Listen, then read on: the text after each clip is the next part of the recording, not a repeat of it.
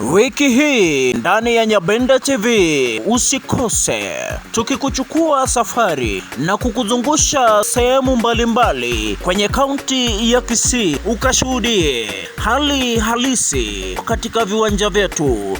Wasikize mashabiki kutoka Kenyenya, Nyakeyo, Nyamarambe pia na Sameta wakitoa malalamishi yao kwa serikali ya kaunti ya Kisii, pia maoni yao kwenye serikali hiyo, ili ukaweza kujua ni yapi ambayo yanaendelea.